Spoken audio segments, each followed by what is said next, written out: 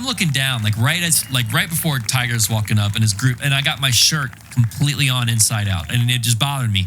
I'm gonna flip this thing around. John, I don't know what I was thinking. We were literally on the front row as Tiger's walking up. I take my shirt off, and then it got all tangled. And I'm like in Augusta. There's like thousands of people around. Keep in mind, think about how exclusive Augusta is. And I got my shirt off. Okay, that's not good. And then it gets all hung up and stuff. And I'm trying to flip it around. People are looking at me like I'm a maniac. And anyway, this guy came up to me after and he goes, "Hey man, I just want to let you know I'm a long-term member here. Keep your shirt on. You know, you can't do that. Don't do that again." Did I tell you about my Albatross? Hey yo, here we go. Come on. Welcome to another episode of Did I Tell You About My Albatross? I'm your host, Albi. This is the golf podcast for honest degenerates. It's like teaming up with your favorite foursome every week and diving into the best stories in and around golf. You guys ready to tee off? Let's go! We out here chilling on the right side of the green. Sip a little something and we work. Welcome, everyone. I'm your host, Albi. And we got a special one for you today. I've got my main man, Panda. He's on the tee box here with me.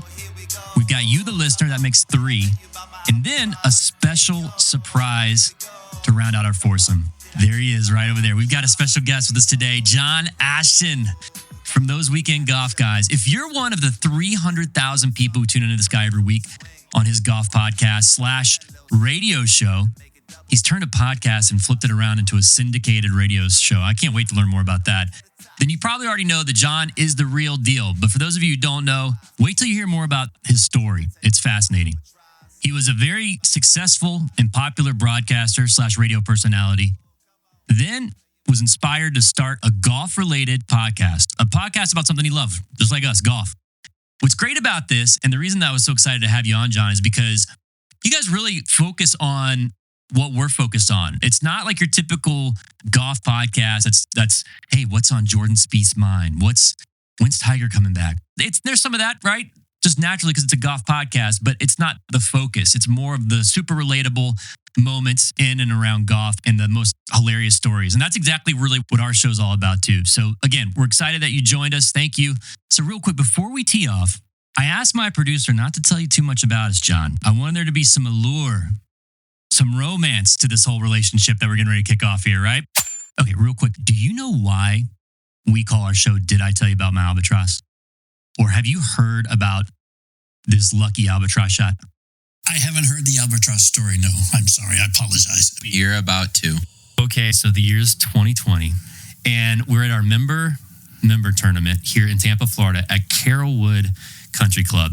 And it is a hot day, John. We were pretty burned out. Not Panda and I played with someone else at the club, but it was hot. My buddy and I, we were all over the place that whole weekend, really. We had no business even being in this thing. But we come up to the 18th tee, which we finished on. It was a shotgun. So we finished on Pine 1, which is a par 5. I hit a great drive, which I'll say that I'm not bragging. I'm saying it was unbelievable. I hit a great drive because I was all over the place that day. I had no business being in the fairway. Landed in the fairway, 247 out, take a 3-wood out, and I hit it. And it goes in. Now we have two buddies that were waiting for us at the green, and I knew I hit a good shot. I didn't know it went in. We go up there. My buddies are like, "Hey man, did you hit a good shot?" I said, "Yeah, I think I hit a pretty good shot." Well, it went way over the green. So I'm starting to look for this thing for like a good 5-10 minutes. I can't find it anywhere. Finally, I'm like, "Where the hell is this thing? Where's this ball at? I've been looking for it. What are you talking about? I thought I hit a good shot." I turned around. They said, "Dude, it went in the hole. It went in the hole." Geez. And I'm like, and obviously we freak out and everything. That's not even the crazy part. The crazy part is we go in to turn our scorecard in, and we realize that going into that hole, I was 3 shots back from the leader. So with that walk-off albatross, we tied for the win of the tournament.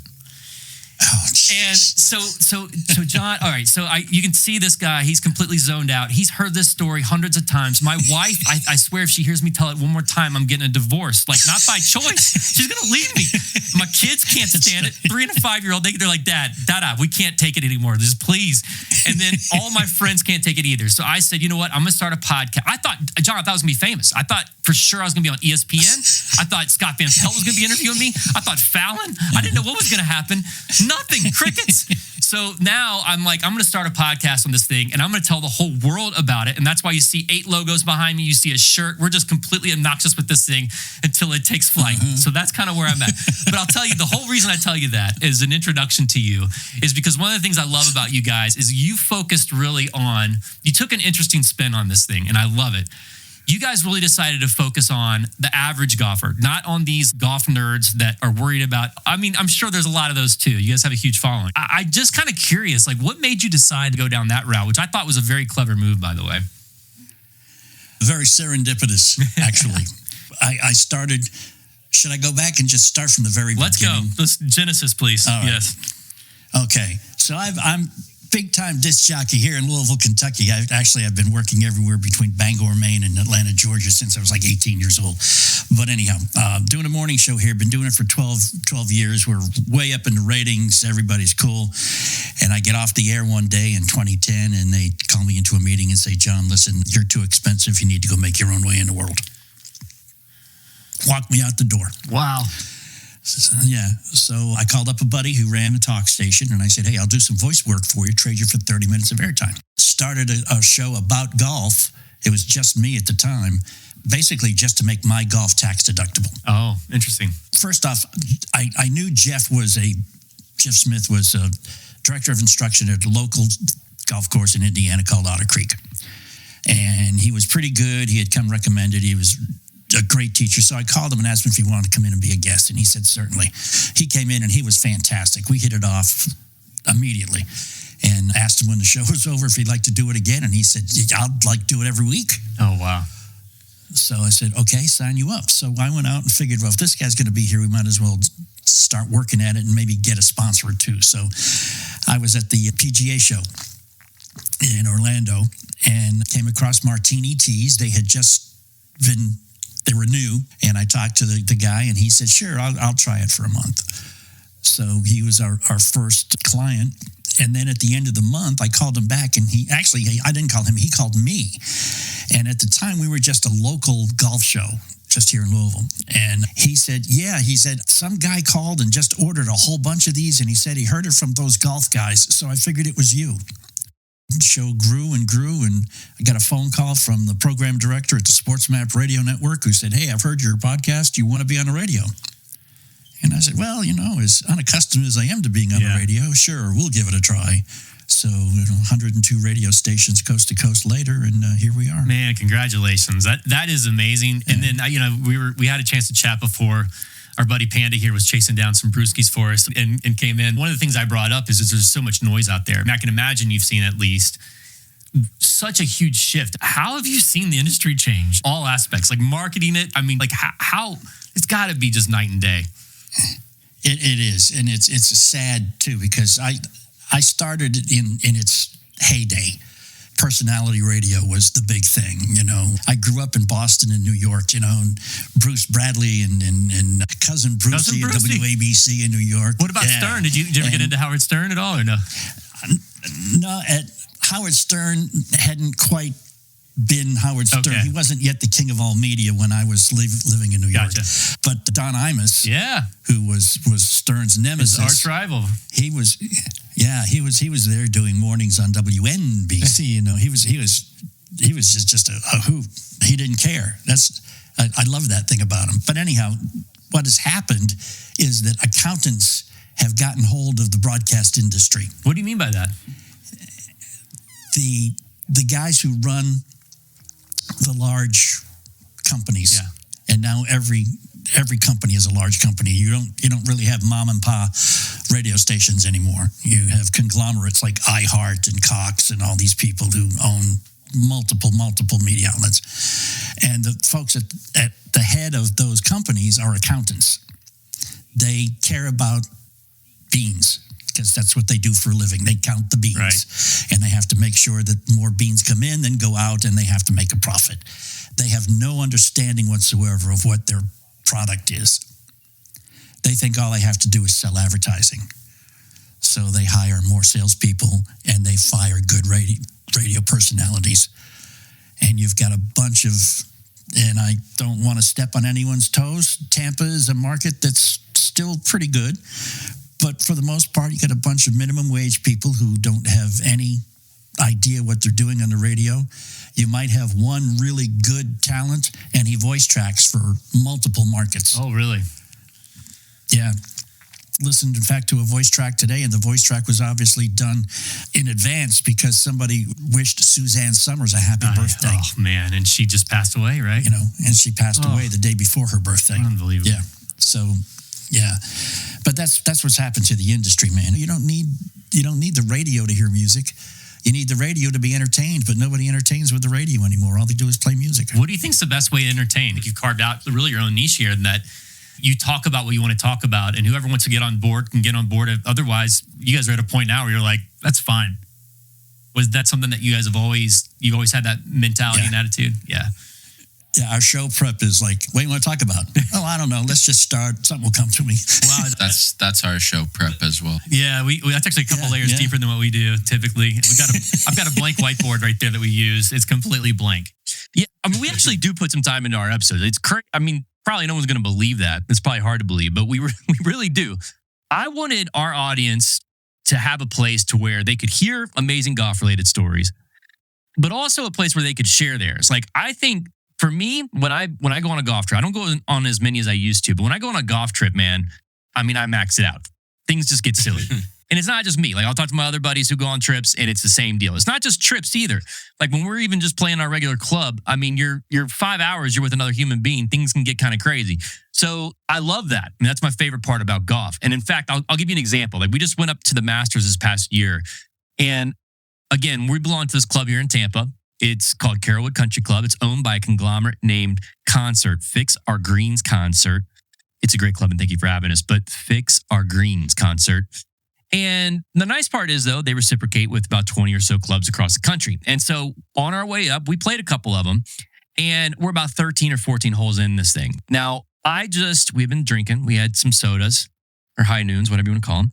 And we are about 13 holes in. On the 14th hole, I just lost a lot of money on 13. So I decided to leave the group and go on up to the tee box to think about things. As I'm heading up to the tee box, I get there before anyone else, and then complete insanity ensues. We were playing the tips that day for whatever reason. And I get up there before anyone else, and I see this thing sticking in and I'll flash this on the video when we post it, but I saw, there's a metal thing right there. And then this lady, she had some metal art. She had metallic art, John. And they were beautiful. I mean, it was weird, but it was beautiful. And I'm like, I wonder why she has her art here on the tee box. I picked this thing up out of the ground, and there's spikes. And I'm like, what kind of Marilyn Manson looking thing is it? I'm pointed at my face. And I'm from North Carolina, but really I'm from kind of the city. Like, I don't know what these kind of things are. And I look at it, and as I'm putting it down, it triggers. It's a mole trap, John. It almost killed me. It almost killed me. It hit my arm. It could have easily impaled me. That would have ruined our Masters trip that I've been like looking forward to forever. But I mean, this kind of stuff. This is just a normal day on a golf trip with the boys. When I first moved to South Carolina, did mornings in Charleston, South Carolina for about 4 years, and one of the first phone calls I got was from the guy who ran the parks department in Charleston. And he heard me say something about golf, and he said, John, man, I love your station. I love your show. If you want to play golf, just come on out anytime. Oh, wow. So I got done 10:30 every morning, and I just head on down to one of the local Charleston City golf courses and play golf. And I was getting, relatively good at the time. And I went out by myself, and they hooked me up with an older gentleman, and because this was back in the 80s, and we were playing, and I hit a terrible slice, man. It was it was a 300-yard drive, 200 yards out and 100 to the right. and I asked the guy I was playing with and riding with, and I said, sir, did you happen to see where my ball went? And he smirked a little bit, and you're talking to the kid who grew up in Boston and New York, okay? And he smirked a little bit, and in his great, classy Charleston Southern accent said, yes, I did, son. It's right over there next to that gator. Oh. I didn't know that they were real. You got alligators here? I thought you had to be like in a swamp in the tropics somewhere. Yeah. No, we got alligators. And it was. I was playing a little orange ball, and it was right there in the swamp next to an alligator. Did they let you move it? Did they give you relief? They let me drop for free. Oh, wow. What sweethearts. Here, John, they don't do that down here. In Tampa, like these alligators, they're everywhere. And it is like, again, I'm from North Carolina. There's two animals that just are different. Like I still can't get used to them. The fact that you play most golf courses, ours don't really have them. We've seen a couple of them out there, but nothing crazy. There's alligators on just about every course out here, including we just played Old Memorial, and I saw some big ones out there yesterday. I don't know if you saw any. Yeah, but I mean that's like kind of normal. I can't get used to it. And by the way, my buddies don't let you move it. They say you got to play it. Take a free. Oh yeah, no, you can move it. You're gonna have to drop. You shouldn't hit it there. There's no alligators in the middle of the fairway.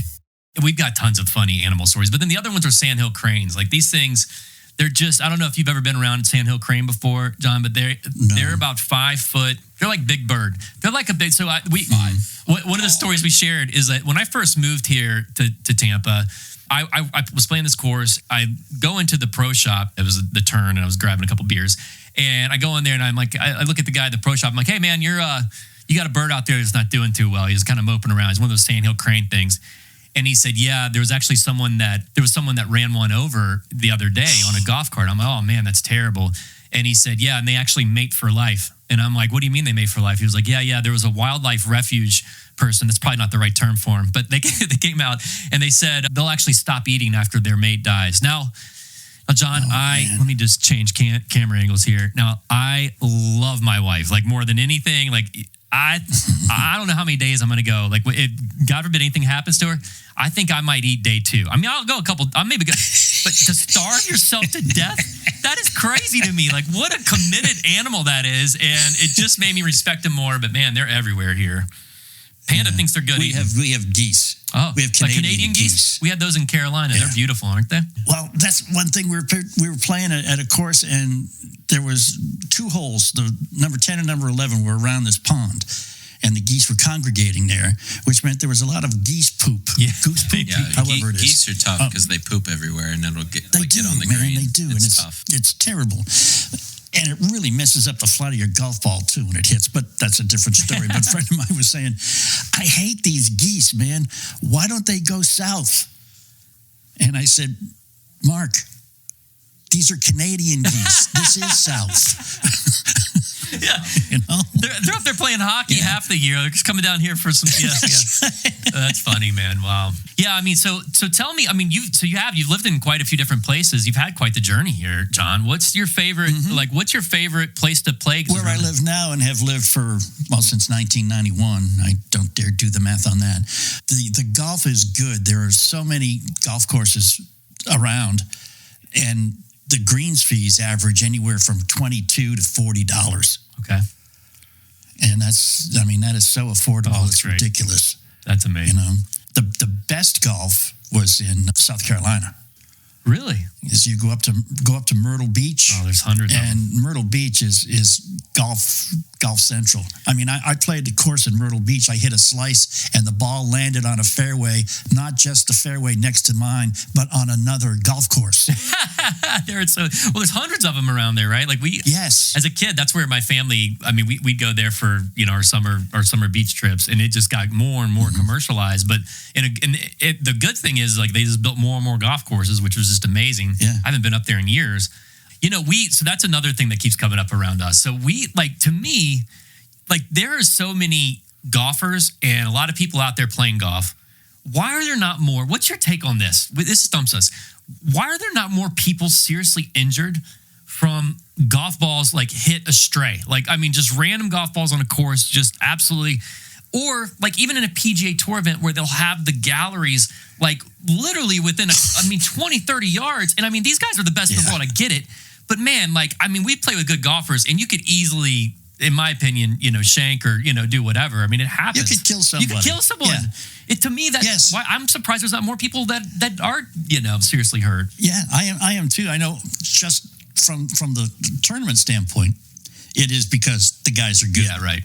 And if somebody did get hit, you wouldn't see it on TV. Is that what it is? Okay, They cover it up a lot? Oh, yeah. Yeah. Oh, yeah. Well, that's the thing why we think all these guys are so good is because you only see the good shots. Well, and you don't see them shanked. And they have, you know? oh, by the way, they have 1,000 people that if you hit it a little to the right, and, meanwhile, we lose our ball because we don't have 1,000 people looking for it. These guys can they'll put a little orange flag right there. But that would be helpful. I mean, that's not. It would be, wouldn't it? I think we should have marshals on every hole, just for all of us. Well, we want less people out there, John. We don't like slow golfers, man. It just drives us crazy. So. The one that I like is the guy who just hit a 190-yard drive, and he's 250 from the green. Yes. And he sits there and waits for the people to leave the green before he takes his next shot. Yeah. I used to really get really bad when I played with people I didn't know, or I had people I didn't know watching me. Yes. I got very uptight and had a few sessions with a sports psychologist who explained to me that your brain does not understand negatives. So if you say, don't screw up the shot, don't top it. You're telling it to screw it up. You're telling it exactly. That's why, people say that water hazards have magnets for golf balls. It's because most of us will sit on the tee over a water hazard saying, just don't hit it in the water. Well, that's exactly where it's going to go because you've just told your body what you're on. I'm in sales, and I'm a firm believer in all of that. Thoughts become things. And to your point, it doesn't understand negatives. I don't know if Panda does this or not, but Jeff, when he has like a competitive student, a college player or a high school player, he'll work on them with trouble shots, how to recoup from a trouble shot, right? Yeah. And he'll take them into the woods, drop a couple balls, and say, get out. And he said, inevitably, they have no problem getting out. But if they hit it into the woods, they have problems getting out because they have the anger from the at last themselves hole. of hitting it there in the first place. Wow. They can't let it go. Yeah. Yeah. So that's one of the things he teaches people. And he explains also that the game of golf is the simplest thing in the world. All you have to do is hit the ball in the middle of the club face. Well, that's what the way we end our shows is, hey, golf's easy. Fairways and greens. Just think fairways and greens. If only it was really that easy, right? Have you ever had a hole-in-one, by the way? No. Well, yes. Oh, I did. I don't want to try to compete with your stories. Oh, please, no. But it was in a scramble. Okay. And we had paid the stupid money. The mulligans money and for stuff? the extra, for the mulligans and for, being able to hit from the women's tee and the string and all that shit, And this was a tee off from the woman's tee. And it was about, I'd say, probably a 230-yard hole from the woman's tee. But it was a par 4. It wasn't a par 3. It was par 4. And it was a hump. I couldn't see the green. I had to check and see with kind of what tree to aim at. And I just hit, like you did, I just hit a hell of a drive. I mean, it felt good. It was one of those, you didn't feel it. It just, it just flew straight. And we were looking for it when we got to the green because we knew it should be pretty good. We started looking like 20 yards in and couldn't find it anywhere. And there was a maintenance guy on a tractor on the hill. He goes, "Yeah, looking for your ball, son?" I said, "Yes, sir." He said, "Check the hole." No way. Yeah. So you have an albatross. yeah, that's legit. That's an albatross, legit. John. Yeah. You're in the albatross club, man. I mean, I got a little weirdo with this whole. I got into it with the stats. Do you know what the odds are on an albatross? Off the top of your head. Yeah, probably not, because you could probably care less. To me, this is like all I got anymore. I told you, a 3 to 5 year old. I'm holding on to it. So the odds on an albatross are 1 in 6 million. Okay, that's actually pretty much agreed on. Do you know what the odds on a hole in one is? 1 in 17,000. Now here, I took it a step further.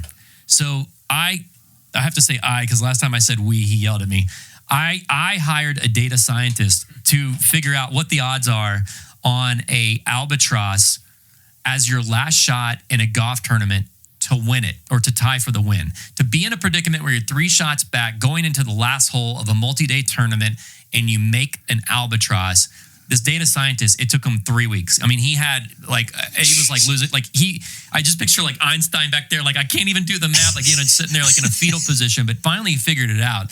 And I have the 3-page paper. I posted it up on our website stuff. But man, what's crazy about it is the odds he came back was, it sounds ludicrous, 1 in 600 million to be in that predicament and then to be down 3 shots to hit an albatross. He came back with 1 in 600 million.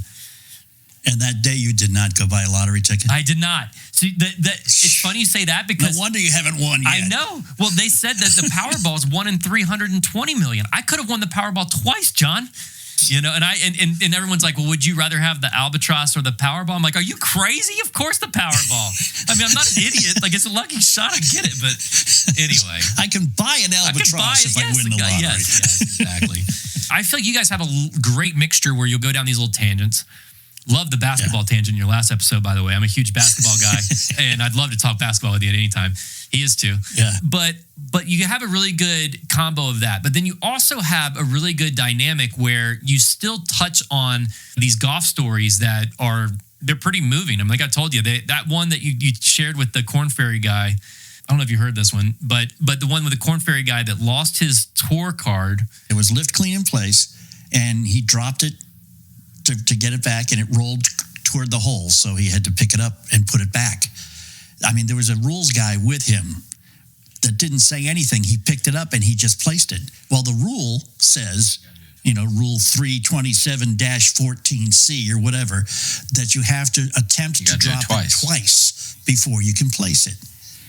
And somebody who was watching on a TV monitor somewhere told him after his round that they were going to assess him a 2-stroke penalty, which took him out of the top 25, which means he did not get a PGA Tour card.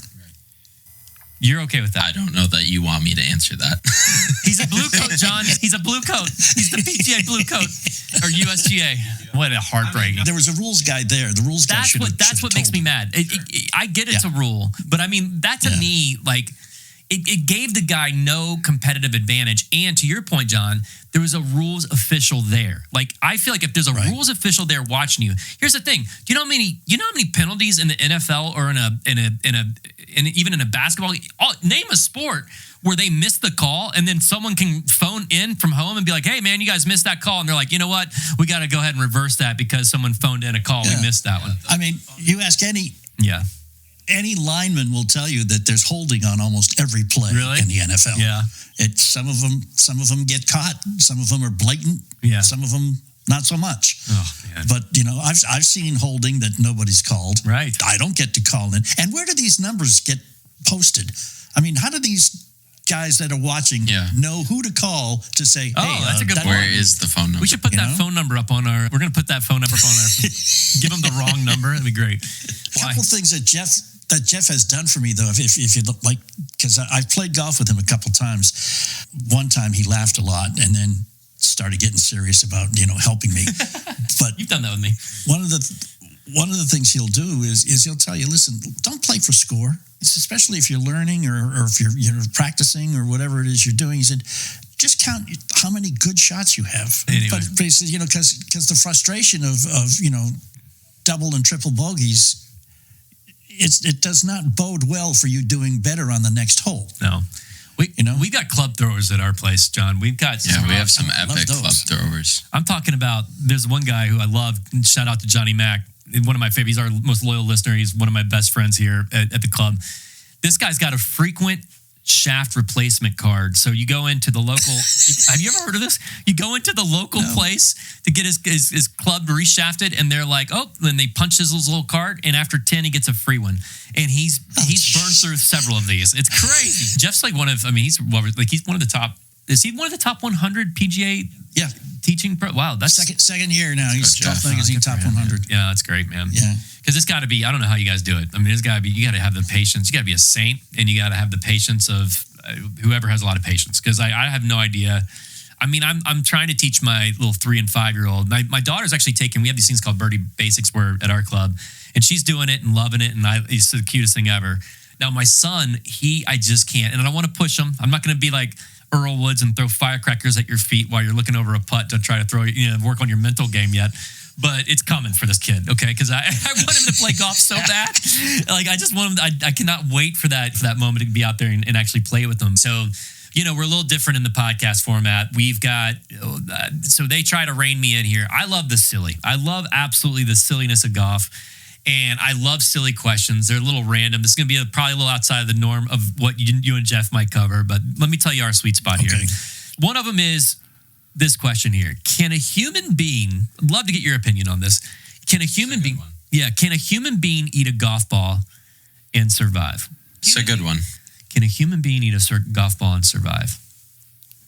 Any golf ball? Has to be, one of the modern ones, not like one of those, what do they call them? Like a feathery? Featheries? Yeah, like the featheries. Like, yes, yeah, not that. No, one of the ones, I would say probably a 4, what do they call it? The 3 or the 4 layer? Yeah, we'll just say a Pro V. Yeah, can you eat a Pro V and live? Not if it's one of my Pro Vs, because I'll kill you. Those things are expensive, man. Come on. That's true. No, I don't think anybody could. I don't think you could chew one. Yeah. And if you did, I'm not sure those polymers would. It's going to take a lot of gnawing. I go back and forth to this. This is one of these things. Like, these guys are like, they're waking up early to watch the Ryder Cup. I'm already up because these kind of questions run through my brain. I can't fall asleep because I keep trying to run the scenarios. And I'm thinking to myself, Shaquille O'Neal, huge esophagus, huge throat. Like, if this guy can get it down, because you got to figure it out, you guys. Well, anyway, so that's one of the questions. The other question. You didn't say swallow now, you said eat. Oh, so sorry. Okay. If you can swallow, we'll let you swallow, right? Can you get it down? Can you get it down and live? Yeah. So I don't know. We don't have to tackle that. I don't know if it would kill you coming back out or not, though. That's my thing. I think it's worse on the other end. I think you can get. I'm a firm believer that you can swallow a golf ball.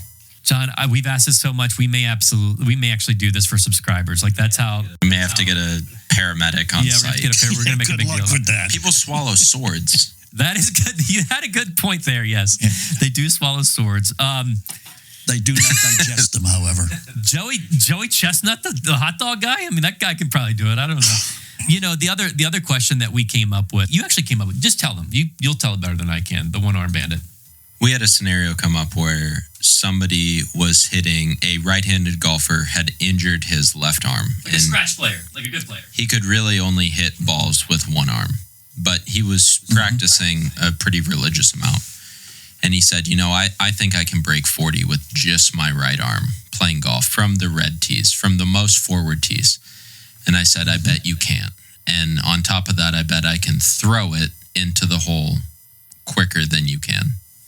And so we decided to go play 9 holes and figure out a definitive answer of who can get it in the hole in the least amount of strokes. One person throwing the ball or one person playing with just a arm. Just one arm? What do you, just based on that right there, now we've only played 9 red tees. We played 9 holes. The tees are like 2,800 yards. He practiced for a few months. He did. Yeah. Who do you think wins that one? Who you putting money on? Who you putting money on, John? I'd go with the one-armed golfer. The one arm with the stick in his hand. Or the woman club. Okay. With the club. Yeah. Yeah, I went back and forth with this forever. It took me a couple months to get these guys to finally do it. That guy fell out, by the way. That guy's a wuss. But our other co-host was good enough he was like, all right, I'm going to practice for a few weeks, and he did. And he's also a good golfer. I mean, they're like a 1-2 handicap. And so we just did it. One day I've actually bought a drone for this. I bought a drone. I had the video. I've got multiple camera angles. It takes, you know what stinks about doing a lot of video and camera angles? It takes a lot of editing. And it's taken me a couple months when you don't know what you're doing. It takes a couple months to me to do it. It's getting ready to come out, but I'll spoil it for everyone just because I want you to have the answer. But and I went with you. I said the guy with the club, you can hit it further. But Panda pulled it off with 1 hole to spare, and he was the thrower. So I will say though, when you putted, you kind of like leaned forward. I don't know if you saw Bozo back on the Chicago WGN. You remember that Bozo show where he they had him in Boston too. Okay, yeah. So then if you remember, one of the things, my favorite game that he did, he had this is way before Panda's time. He would have these ping pong balls and he would throw them into the bucket, and then you'd win toys and prizes and stuff if you did that. So that's kind of how he did the ball. He would lean over. He would put a little thing down. He would lean over, and then he would roll it in. And, the rule for putting was my feet couldn't move, and I held on to that. But I did close them out 1-up. He did close them out 1-up. As the thrower. And my whole thing was, I'm never going to throw it into the water, and if I throw it into a sand trap, I just toss it out. A one-armed bunker shot is not a whole lot of fun. Yeah. No. He does have an advantage off the tee. I can't throw it as far as he could hit it with a driver. This guy can throw a golf ball about 100, what did you say, 110? 110 was the max. It was unbelievable. You got to, I'm going to send you the video. It's unbelievable how far he can sling this thing, but... You know, they have a one-armed golfer tournament. Do they? Interesting. Yeah. Yeah. Like, what now? Are these people that actually are like they have like are they disabled with one arm? Yeah, they've lost an arm somewhere. Oh, yeah. They can only play with they only have the one arm to play with, but they still play. Oh, and I've actually played with someone like that, and he beat the hell out of me. That's for sure. He was an amazing golfer. Like he was, I mean, literally was like a 2 or 3 handicap. He was really good. Yeah. Guys who do it because that's all they have do it very, very well. If you were up against a real one-armed golfer, not just somebody using just one arm, I bet you would have lost back on the 3rd hole. Now this is going to lead to another story, and this is one that I love this story so much because the underdog. I'm a big underdog guy. So this guy he had a prosthetic leg, and I won't say who told me. I don't even know if I can share this, but I'll share with you kind of the broad details. It was actually the Michael Jordan. This is getting pretty specific. Actually, Michael Jordan's tournament out in I think Salt Lake City or one of those places, and it was a 2-day tournament. Came down to the last hole. The 2 guys were playing these other 2 guys in the last group, and came down the last hole. They hit it to drive. The one guy ended up being in the bunker. Now this guy just happened to be. He was playing in a regular tournament. He just happened to have a prosthetic leg. He was just a good golfer with his prosthetic leg. Like that was you know. So, but he had a bunker shot, and it was kind of an awkward stance. And this guy got up there, and he needed a par. If they got a par, they would have won the tournament. Gets up there, couldn't figure out the stance, takes off his prosthetic leg, puts it in the cart, hits an amazing bunker shot with one leg. It goes 3 feet from the hole, knocks it in, not only for par, I think for birdie to easily win. And then as they go in and turn their scorecards in, the guys they were playing with turned him in for a rules violation because he took his leg off. It's tough. And they called it improved his lie. They improved his lie. I'm like, if you get beat, I'm sorry. If you get beat by that, I feel like that guy absolutely deserves that tournament. That is the most. It does. That is ridiculous to me. That's crazy, but that happened supposedly. So anyway, we're not here for facts. Golf's great. Yeah. Well, no, I think that's real. All right. Anything else we got for John? Let him get on his way. I mean, I think that's kind of where we're at. So anyway, John, thank you so much for joining us tonight. I really do appreciate you carving out some time. We'd love to get together with you in the future. We've got some other random contests and stuff coming up that we'd love to get your feedback on them. But just more importantly, man, thanks for carving out the time for some new podcasters and trying to figure this thing out. Yeah, my pleasure, man. It's been fun. And you ever get up to, I know Podfest and the PGA show are going to be both in Orlando around the same time this coming January. I was just talking to him because he's a PGA. I get tickets. Yeah. He gets tickets to the Ryder Cup. We almost went to the Ryder Cup because he gets, being a PGA. Yeah. I'm sure Jeff does too. But well, Jeff went to the Masters. Let me tell you a quick story about that. Jeff has, and I can't remember where his wintertime perch is, but it's somewhere in Florida now. Boynton Beach or something some beach that begins with C. That's not too far, is it? At a private club down there. Anyhow, his summertime gig is out in Colorado at Eagle Springs in Aspen area, Walcott, Colorado officially. But it's a very exclusive private club being in Aspen, as you might imagine. Like the guy who owns the Empire State, or owns a company that owns the Empire State Building is a member there. And one of the guys who's a member there is also a member at Augusta National. Oh, wow.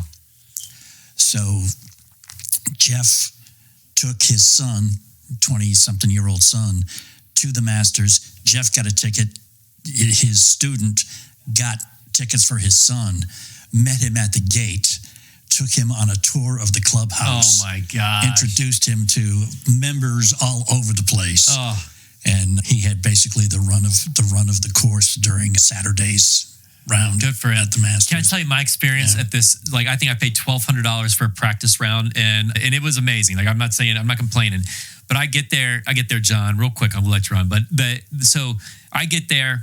We're having the time of our life. We're waiting on the tee box because this Tiger, Rory, And this was this past year, you know, I kind of forgot that like Tiger was going to play this year. And then he like at the Masters, I think one of his screws came out of his leg or something crazy. So like, but yeah, we were there and he was with Freddie Couples, Rory, and I think Kim. Anyway, but we waited, you know, for a couple hours there. We were right there. I'm looking down, like right before Tiger's walking up in his group, and I got my shirt completely on inside out, and it just bothered me. And I'm like, I'm gonna flip this thing around. John, I don't know what I was thinking. We were literally in the front row as Tiger's walking up. I take my shirt off, and then it got all tangled. And I'm like in Augusta. There's 1,000 people around. Keep in mind, like think about how exclusive Augusta is. And I got my shirt off. Okay, that's not good. And then it gets all hung up and stuff. And I'm trying to flip it around. People are looking at me like I'm a maniac. And luckily, you know, and anyway, this guy came up to me after and he goes, "Hey man, I just want to let you know I'm a long-term member here. Keep your shirt on. You know, you can't do that. Like, don't do that again. Like, you know." And I'm like, "Okay, I'm so sorry." So then we go in. I'm like, I'm a nervous wreck. I go in and get my pimento cheese sandwich that I've been looking forward to all day to kind of settle down a little bit. And I'm like, all right, I've always wanted to do this. So as I'm paying for it, I'm like, oh, you know what? Can you just put it on my member number, please? And then it threw the girl. I said it like convincingly, and she's like, "Oh, member number. Wow, I've never had anyone ask that before. I have no idea." Like, see how you? Everyone starts looking at me like I'm I'm the guy out there with his shirt off. I'm just joking. Like, there's no member number here. Anyway, what a special place that Augusta is. Oh, it is, I can't wait to get back. It is. Well, also, this has been very special too, John. Thank you again for coming on, and we'd love to connect and collaborate in the future. Door's always open. Come on in, man. All right, man. I'll take you up on it. But you know, I will say, leave you with this thought. The one thing you and I at least share, and I know Panda too. The game of golf is just so cool. It's very special, and I can tell how passionate you are. And you guys have been able to grow this audience and really this fan base just through sheer passion. And it's something that we're trying to do too. So anyway, kudos to you, man, and hats off, and job well done. Appreciate it. Yep. Appreciate it, man. Tell Jeff we said hey. I will. All right. I will indeed. All right, man. Hey, you know, just throw out there, the PGA Championship is at Valhalla in Louisville this coming summer. Just saying. We know people. Yeah. No, we can do that. Get down here to Florida, man. We'd love. I mean, do you come down at all or no? Come south? You know, I just found out half my family's moved to Tampa, so no way. All right, now you got some more family here, man. No, we'd love to have you. Have you been in Louisville long enough that you get mad if somebody pronounces it Louisville? Yes. That's great.